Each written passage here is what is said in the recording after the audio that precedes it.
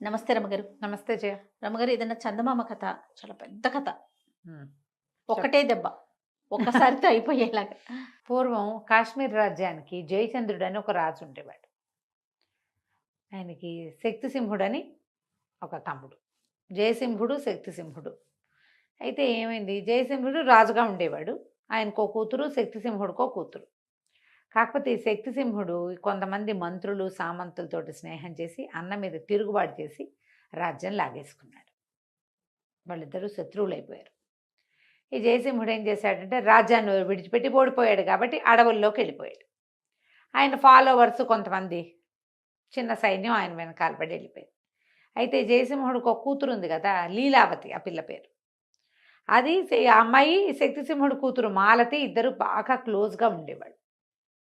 ఇతను ఏం చేశాడంటే అన్నయ్యని తరిమేశాడు, కానీ తన కూతురికి తోడుగా ఉండటం కోసం లీలావతిని వెళ్ళనివ్వాలి ఆడకి. అంతఃపురంలోనే పెంచాడు. ఈ ఆడపిల్లలు ఇద్దరు అసలు ఒకళ్ళనొకళ్ళు విడదీయరాని సంబంధంతో కవల పిల్లల్లాగా కలిసే తిరిగేవాళ్ళు, ఒకే రకం బట్టలు కట్టుకునేవాళ్ళు, ఎంతో చక్కగా ఉండేవాళ్ళు. ఉన్నా కూడా తన తండ్రి లేడని, తండ్రి అడవులకు పోయాడని లీలావతికి కష్టంగానే ఉండేది. ఓ 10-11 ఏళ్ల పిల్ల అప్పటికి. కొంతకాలం గడిచింది, ఆడపిల్లలిద్దరు యుక్త వయస్కులు అయ్యారు. కొంచెం దిగులుగానే ఉండేది. అయితే ఏమైందట, ఒకసారి ఊళ్ళో కుస్తీ పోటీలు అవి ఇవి జరిగినాయి. మల్లయోధులు చాలామంది ఉన్నారు వీళ్ళకి. కాశ్మీర్ రాజ్యంలో మల్లయోధుడు మామూలుగా కాదు, నడగొండలాగా ఉంటాడు. అయితే అతనే గెలిచాడు. గెలిస్తే ఇంకెవరైనా ఇతన్ని గెలవడానికి ఉన్నారా అని కేకలు పెట్టి ఉద్ఘోషాలు చేస్తారు కదా.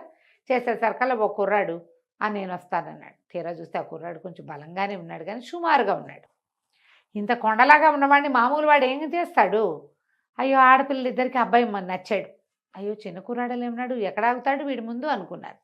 సరే రాజుగారు సరే ప్రయత్నం చేయమంటే, కుర్రాడు సన్నగా చిన్నగా ఉన్నాడు కానీ మంచి యుక్తి కలిగిన వాడు. వాడి మల్లుడికి దొరకల. మల్లుడిని ముప్పు తిప్పలు పెట్టి మల్లుడికి ఆయాసం వచ్చే వరకు విసిగిచ్చి ఆయాసం వచ్చాక 4 దెబ్బలతో పడగొట్టేశాడు. రాజు ఎంతో మెచ్చుకున్నాడు. అమ్మాయిలు ఇద్దరు కూడా చాలా సంతోషించారు. వాళ్ళకి అట్లాంటి సరదాలు ఉన్నాయి. స్పోర్ట్స్ దగ్గరుండి చూసేవాళ్ళు. బోళ్ళు చప్పట్లు కొట్టారు ఇద్దరు. అక్కడి నుంచి ఈయన దగ్గర పిలిచి ఆప్యాయంగా పలకరించి, ఏ అబ్బాయి ఏ ఊరు ఏమిటి అంటే, నా పేరు మకరాంకుడు అండి, నేను గోపాలదేవుడి కుమారుడిని అని చెప్పాడు. రాజుగారి మొహం ముడుచుకున్నాడు. ఎందుకు? జయసింహుడికి స్నేహితుడు గోపాలదేవుడు. పాత రోజుల్లో జయసింహుడు గోపాలదేవుడు కలిపి వేటాడేవాళ్ళు. అతను మరణించాడు. కానీ ఎప్పుడైతే గోపాలదేవుడు కొడుకు అని తెలియంగానే ఈయనక మాడు మొహం పెట్టుకున్నాడు. ఇక పెద్దగా ఎంకరేజ్ చేయలే. తన ఆగర్భ శత్రువు తాలూకు ఫ్రెండ్ కొడుకు అంటే ఎవరికి ఇంట్రెస్ట్ ఉంటుంది? అమ్మాయిలు ఇద్దరు గమనించారు అది. ఆయన ఏదో సరిగ్గా సంభావించలేదు. ఈ కుర్రాడు చిన్నపుచ్చుకున్నాడని అతని దగ్గరికి వెళ్ళి, స్పోర్ట్స్లో గెలిచిన వాళ్ళందరినీ పలకరిస్తున్నారు. అతని దగ్గరికి వెళ్ళి, ఎంతో బాగా పోరాడేవు నువ్వు అని చెప్పి, ఈ లీలావతి ఏం చేస్తుంది, మెళ్ళో ఇంచి ఒక చంద్రహారం తీసి అతని మెళ్ళో వేసి, దీన్ని నీ దగ్గర అట్టు పెట్టుకో, నా గుర్తుగా, నువ్వు చాలా బాగా పోరాడావు, నీ యుక్తి నాకు చాలా నచ్చింది అని చెప్పి, అతను గోపాలదేవుడు కొడుకు అని తెలుసుకున్నారు. వీళ్ళు కూడా ఇంటికి వెళ్ళిపోయారు. ఆ అబ్బాయి వెళ్ళిపోయాడు. సరే, సైన్యంలో కొంత అవకాశం లభించింది. అప్పుడప్పుడు ఈ స్పోర్ట్స్ మీట్ అయ్యే వరకు ఇక్కడే ఉండమని ఆ అబ్బాయికి చెప్పారు. అవి రోజు ఏవో స్పోర్ట్స్ మీట్ అయ్యేవి. ఆ అబ్బాయి కనపడుతూనే ఉన్నాడు. మెల్లిగా ఈ లీలావతి అతనికి కళ్ళు కలుస్తున్నాయి అన్నమాట. మొహాలు ఒకళ్ళ మీద ఒకళ్ళకి ఆసక్తి ఉన్నట్టు తెలిసేలాగానే ఉంది. ఆ అబ్బాయి గురించి మాట్లాడితే చెల్లెలు నవ్వుతున్నది. అక్క, నీ మనసు అక్కడ పట్టేసిందే అంటూ ఉండేది. మా నాన్న స్నేహితుడు కొడుకు కదా, మనకు స్నేహితుడు కాకపోతాడా అనేది.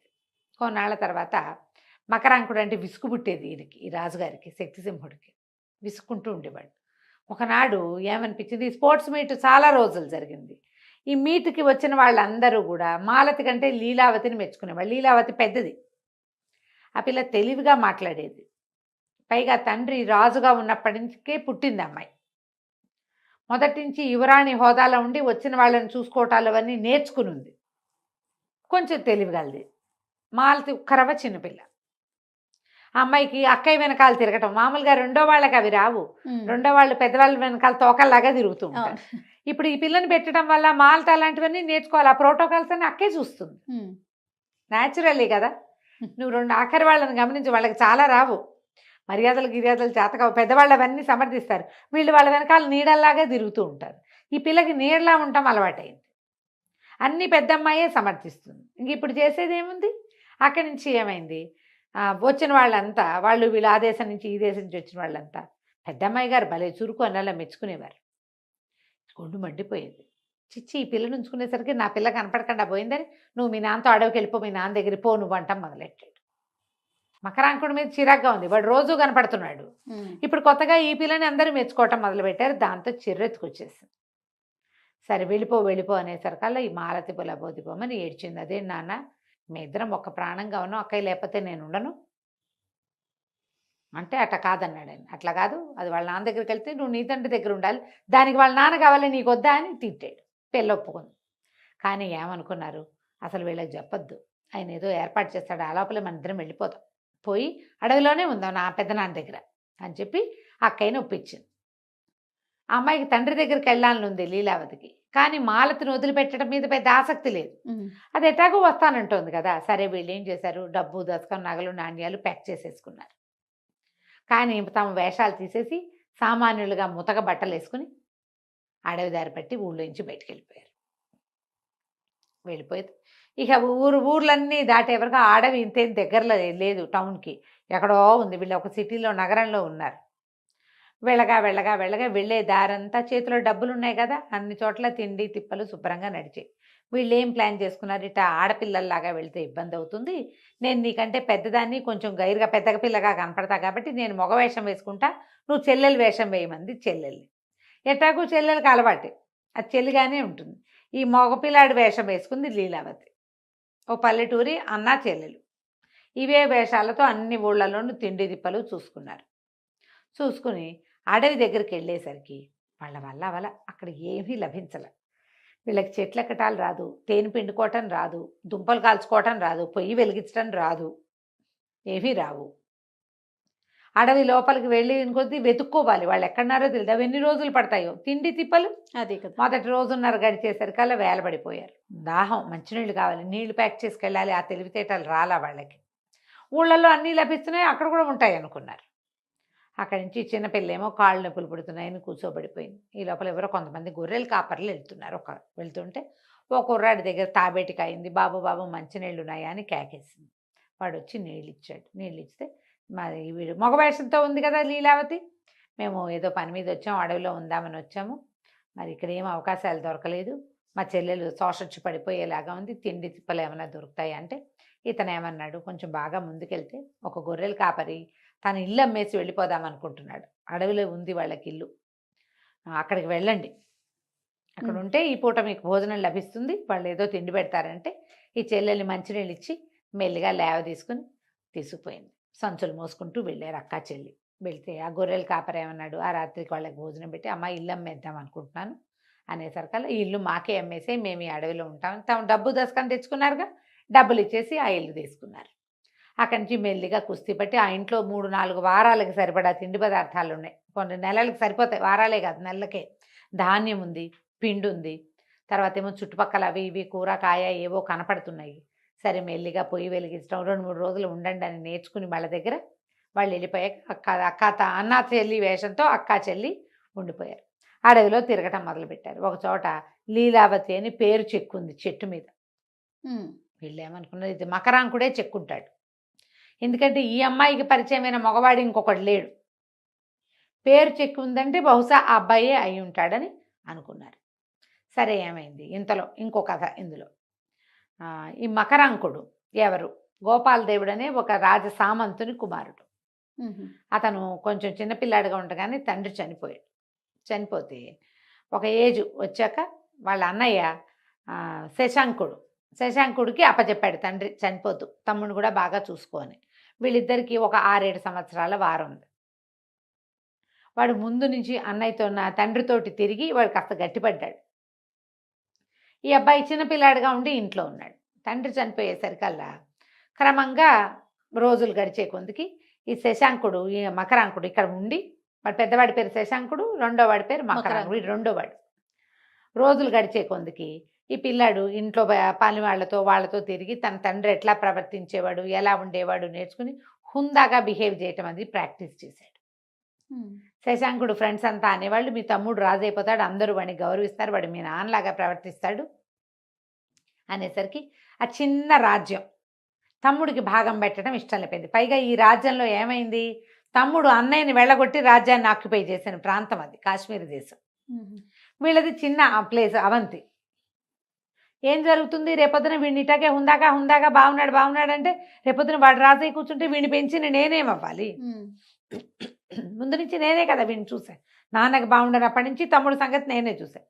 దాంతో ఏం చేశాడు, వాళ్ళ తమ్ముడిని వీడిని ఎట్లాగైనా అడ్డు తప్పించాలని స్నేహితులు బాగా రెచ్చగొట్టారు.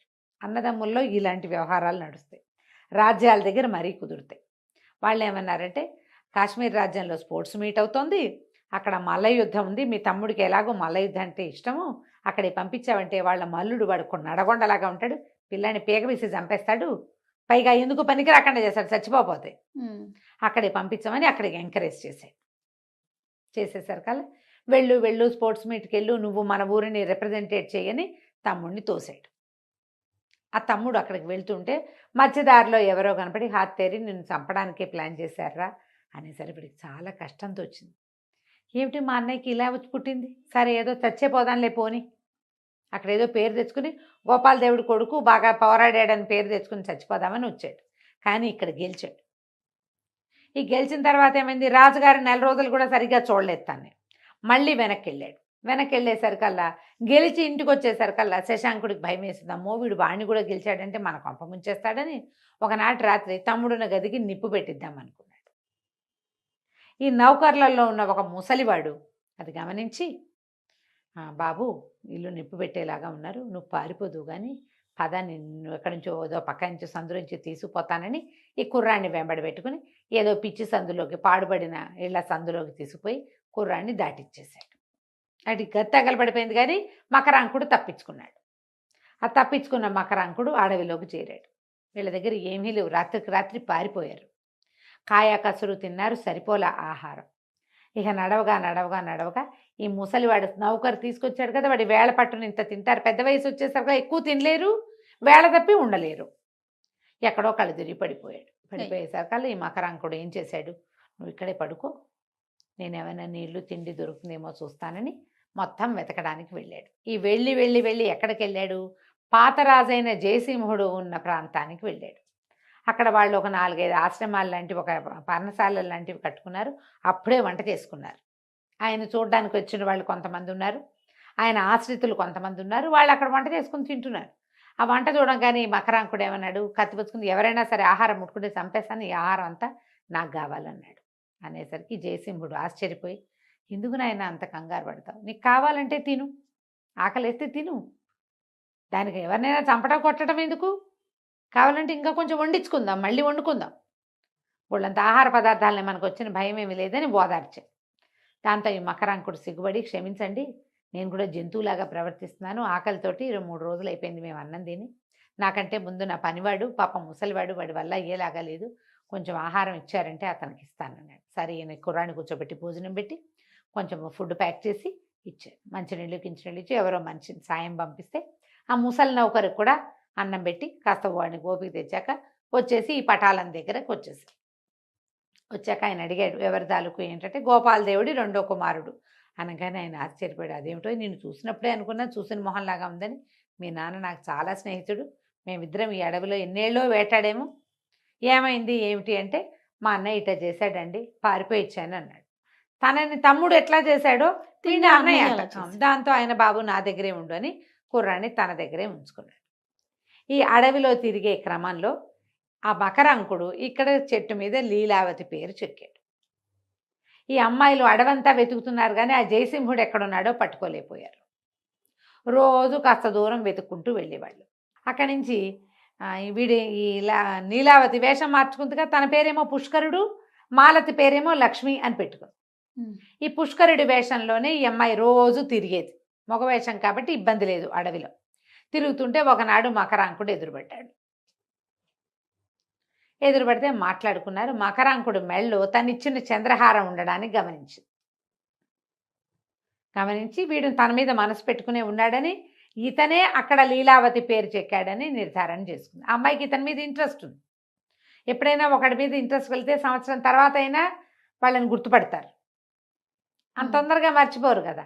సరే మాట్లాడుకున్నారు. కానీ అతనికి లీలావతి పోలికలు ఉన్నాయి ఈ అబ్బాయికి అని తెలిసింది. కానీ ఇదే లీలావతి అయి ఉంటుందని అనుకోవాలి. ఎందుకంటే లీలావతి అమ్మాయి మొదటి నుంచి కూడా మొరటుగా కనపడ్డము, తర్వాత ఏమో మాటలు యాస మార్చేసుకుంది. స్వీట్ వాయిస్ కాకుండా బేస్ వాయిస్ తోటే మాట్లాడేది. దాంతో వీళ్ళిద్దరూ ఫ్రెండ్స్ అయ్యారు. 2 సార్లు ఒకసారి 2 సార్లు కలుసుకున్నారు. కలుసుకున్నాక అతను ఏం చెప్పాడంటే, నేను ఆ లీలావతిని మర్చిపోలేకపోతున్నాను, నా ప్రాణం అంతా ఆ అమ్మాయి మీదే ఉంది, నేనేమో అడవిలో ఉన్నాను, ఆ అమ్మాయి రాజ్యంలో ఉంది, పోనీ ఇక్కడే ఉన్నా ఈయన కూతురు కాబట్టి నాకు కుదిరేది, ఇప్పుడు నేనేం చేయగలను, ఆ శక్తిసింహుడు అమ్మాయిని వదులుతాడో వదలడో తెలియదంటే, అయితే ఈ లీలావతి ఏమంది, నువ్వు ప్రేమిస్తున్నానని చెప్పావంటే, ఎక్కడ చెప్పాను, మేమిద్దరం చూసుకుంటూ ఉండేవాళ్ళం అంతేనన్నాడు. అయితే ఓ పని చెయ్యి, నువ్వు మా ఇంటికి రా, మా ఇంట్లో మా చెల్లెలు ఉంది, నేను లీలావతిలాగా నటిస్తా, మా చెల్లితో అంటల్లా నేనే లీలావతిగా నటిస్తాను, అప్పుడు నువ్వు లీలావతితో ఏమేమి చెప్పదలుచుకున్నావో అవన్నీ నాకే చెప్పు, నీకు కూడా కొంచెం మనసులో బరువు తీరినట్టు ఉంటుంది అని చెప్పి ఇంటికి తీసుకెళ్ళింది. అమ్మాయిలు ఇద్దరు ఇతను లీలావతితో మాట్లాడుతుంటే మంచిగా ఎంజాయ్ చేసేవాళ్ళు. లీలావతికి ఎలాగో సరదాగా ఉంది, తనకు కావాలి ఇతను ఎట్లాగైనా, కానీ ఇప్పుడే తన వేషం బయట పెట్టకూడదు. వీళ్ళిద్దరూ బాగా కలుస్తూ ఉండేవాళ్ళు తరచుగా. రమగారు, మనము లీలావతి అండ్ మకరాంకుడు కథ చెప్పుకుంటూ ఉన్నాము, అది కంటిన్యూ చేసేద్దామండి. లీలావతి మాలతి ఇద్దరు అన్నా చెల్లి వేషాలతోటి అడవిలో ఉన్నారు. మకరాంకుడు వాళ్ళకి కనపడ్డాడు. ఈ మకరాంకుడికి మగ వేషంలో ఉన్న లీలావతికి, పుష్కరుడి పేరుతో ఉన్న లీలావతికి ఫ్రెండ్షిప్ కుదిరింది. సరే మాట్లాడుకుంటూ ఒకసారి మకరాంకుడు తను ఇట్లా జయసింహుడి దగ్గర ఉంటున్నానని చెప్పి ఈ పుష్కరుడిని తీసుకుపోయాడు. తీసుకెళ్తే ఈ అమ్మాయి మగవేషం నుండి తండ్రితో మాట్లాడి తండ్రి ఆను పాను అన్నీ తెలుసుకుంది. కానీ ఆ అమ్మాయికి తండ్రి దగ్గర చేరిపోవాలని లేదు ఇమీడియట్గా. ఈ మకరాంకుడికి తనంటే ప్రేమ, ఇతన్ని స్వాధీనం చేసుకోవాలి. ఈ లోపల ఏమైంది, అక్కడ వెళ్ళినప్పుడు ఆయన అడిగాడు, ఏ వంశము, మీ నాన్న ఎవరు, ఏమిటంటే నేను గొప్ప వంశంలోనే పుట్టానండి అని, తండ్రి పేరు మాత్రం చెప్పలేదు. వీళ్ళు తిరుగుతూ ఉండేవాడు మకరాంకుడు వీళ్ళ దగ్గరికి. తిరుగుతూ ఉండి లీలావతితో తను మాట్లాడదలుచుకునేవి, ఆ అమ్మాయి తనకి ఎట్లా గుర్తొచ్చింది, రాత్రి కల్లో ఎలా వచ్చింది, అవన్నీ ఈ పుష్కరుడి వేషంలో ఉన్న లీలావతికే చెప్తూ ఉండేవాడు. అక్క చెల్లి సంతోషంగా సరదా పడుతూ వింటూ ఉండేవాడు. ఒకనాడు ఈ మకరాంకుడు వీళ్ళ దగ్గరికి వస్తానని చెప్పి ఆ రోజు పొద్దునే వస్తూ ఉంటే అతనికి ఒక పొద దగ్గర పడుకుని ఉన్న ఒక మనిషి కనిపించాడు. ఎవడో వేటకు వచ్చినవాడు, ధనుర్బాణాలు పక్కనుండే పడుకుని ఉన్నాడు.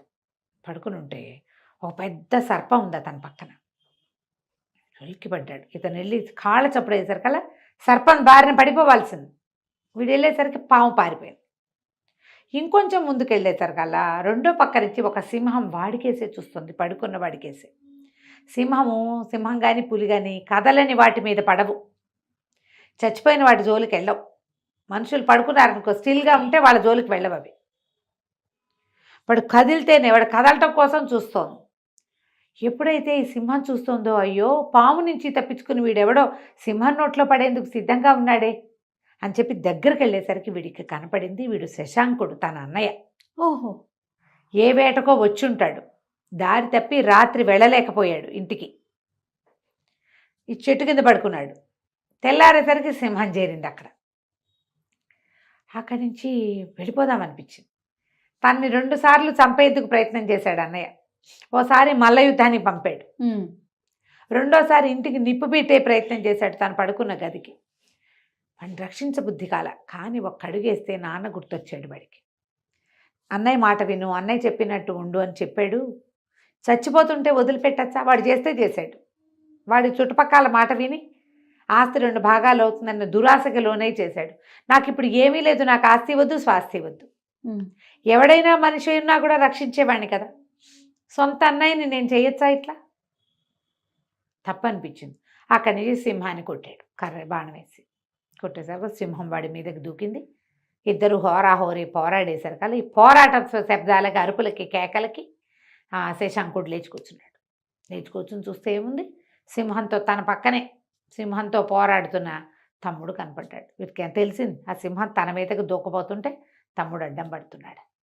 సింహం కాస్త చచ్చిపోయింది, కానీ దాన్ని పంజా ఇట్లా భుజాల మీద పీకేసింది మకరాంకుడు. అయితే ఏమైంది, మకరాంకుడు ఇద్దరు కావలించుకున్నారు ఒకళ్ళనొకళ్ళు.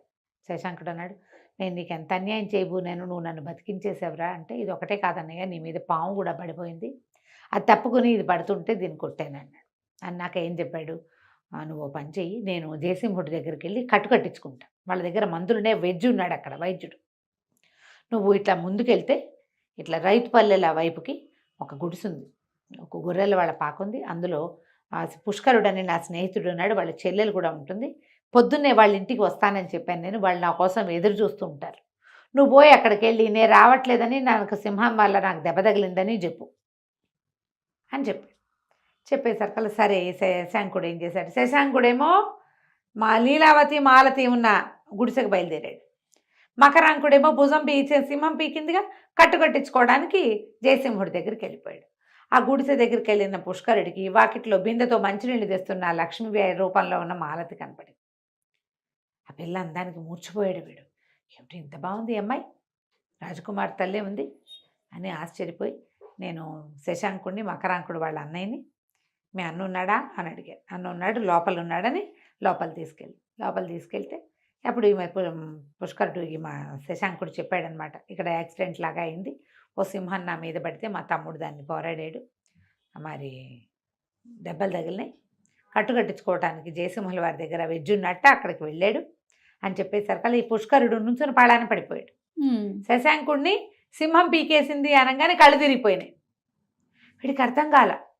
మంచి ఇద్దరు నీళ్లు తెచ్చి నీళ్లు చల్లి లేవదీస్తే ఏమిటి ఎందుకు అట్లా మూర్చిపోయి ఉంటే, నేను లీలావతి లాగా నటిస్తాను కదా ప్రతిసారి, అలా లీలావతి భావంలోకి వెళ్ళిపోయిన శశాంకుడి పేరు వచ్చేసరికి లీలావతి అయితే స్పృహ తప్పి పడిపోదు, అలాగే నేను పడిపోయాను. సరే కాసేపు కూర్చున్నాడు. ఆ అబ్బాయికి ఎంతసేపు ఆ లక్ష్మి మీదే ఉన్నాయి చూపులు. ఆ పిల్ల కూడా చక్కగా బాగున్నాడు, ఇతను వాళ్ళ అన్నయ్యే కదా, అన్నదమ్ములు.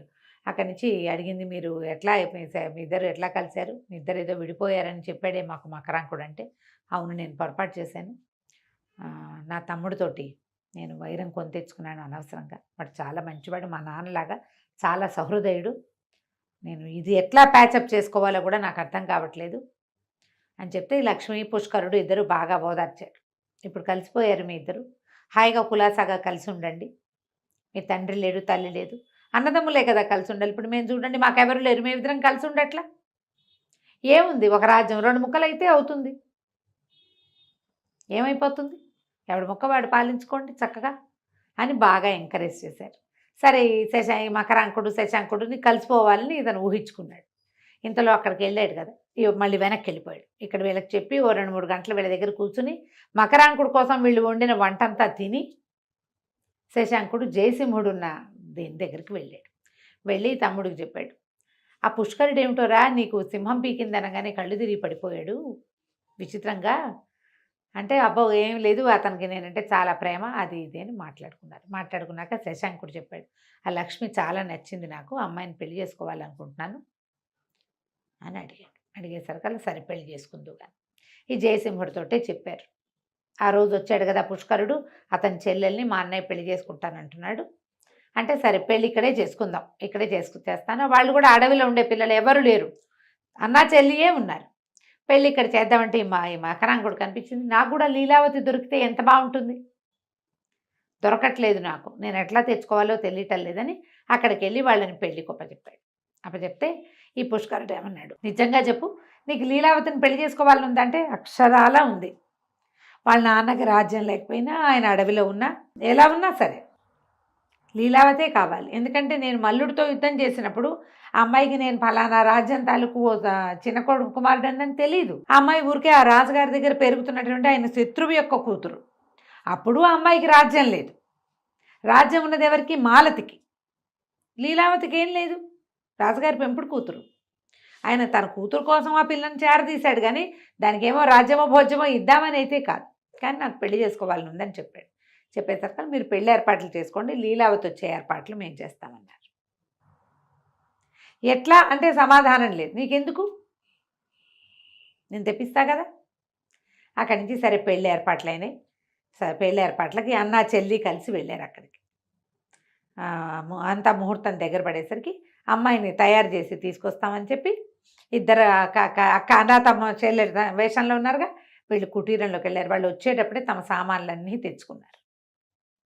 చక్కగా లోపలికి వెళ్ళి తమ రాజకుమార్తెల అలంకారాలన్నీ బయట తీసి అమ్మాయి మగవేషం తీసేసింది. ఇద్దరు చక్కగా డ్రెస్ అయిపోయి బయటకు వస్తే పుష్కరుడేడి అన్నారు. ఇదిగో పుష్కరుడు అని చూపించింది.